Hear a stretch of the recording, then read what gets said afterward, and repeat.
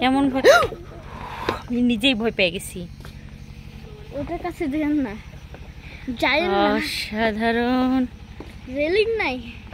হ্যাঁ, এইটাই খারাপ, তাই না? করে পড়লে একদম শেষ।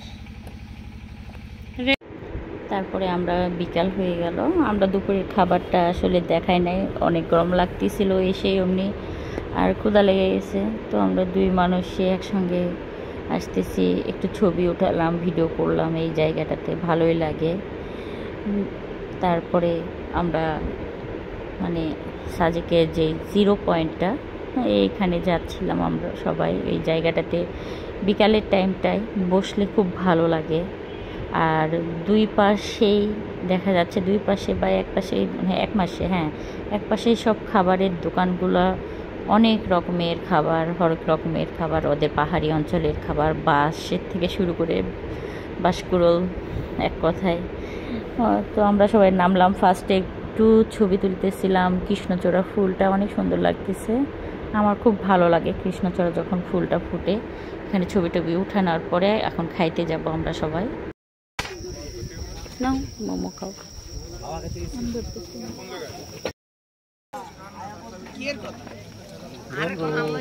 গরম গরম ভেজে নিলা, তাহলে গরম তো হবে।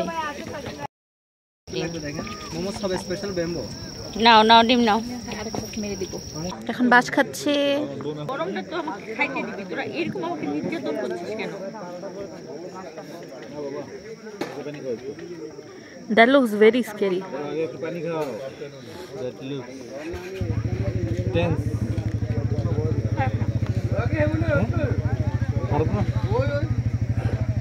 আমার ছেলে খালি বারবার চায়। না, আমি খাবো। দুইটার চা খাইছে, তারপরে আবার আসছে। তাড়াতাড়ি যেখানে সেখানে এটা ফেলো না বাবা। গরম কি জিনিস? ব্যাং না কি তুম পাচ্ছা?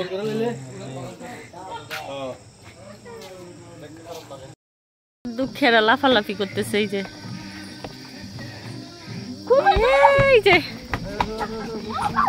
প্রচুর পোকা। খাইতে চলে আসছি আমরা সবাই।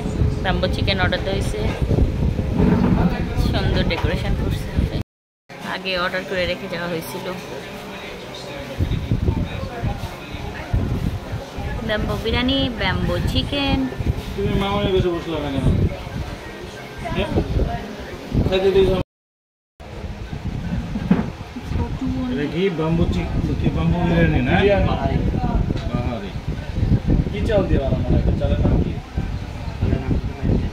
জানি না,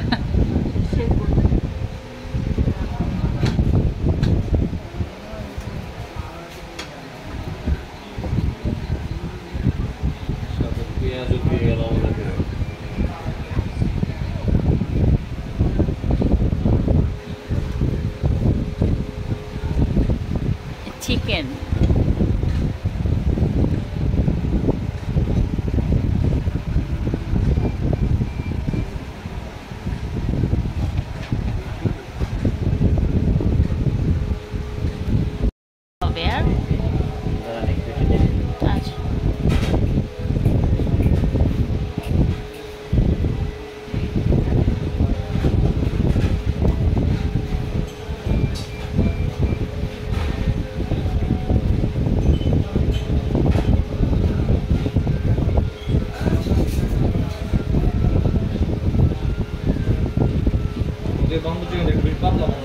হ্যাঁ, এইটাই আমি বলতে চাচ্ছিলাম।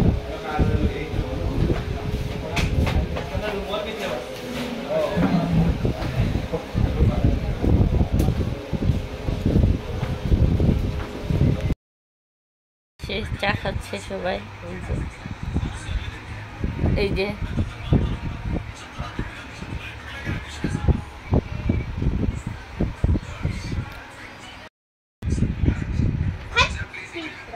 রোদ উঠছে। রুমের অভিজ্ঞতা খুব খারাপ, বাজে। তো মেঘলা কটেছে। মিষ্টি না তাকায়।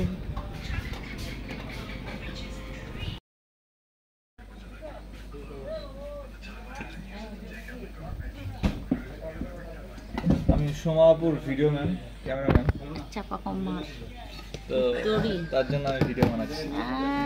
নিজে নিজের করতেছে। কিমটা কুটুর মুটুর করে চাপে ও খেয়ে ফেললো, চিন্তা করা যায়। গলে যাচ্ছে তো তোমারটা, টিস্যু ওখানে আছে নিচে, ও খাচ্ছে।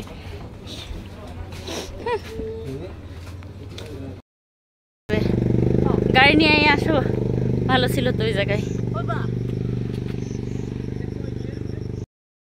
এই সুন্দর ভাবে সুন্দর।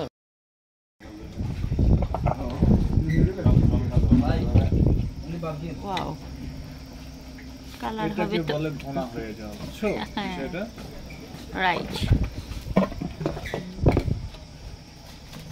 আর ওটাতে কি দেখতে হয়েছিল? পানি। হ্যাঁ ঝোল। রুচি হয়েছিল না আমার গতকালকে, একটু ভেরি অনেস্ট বাট খাইছি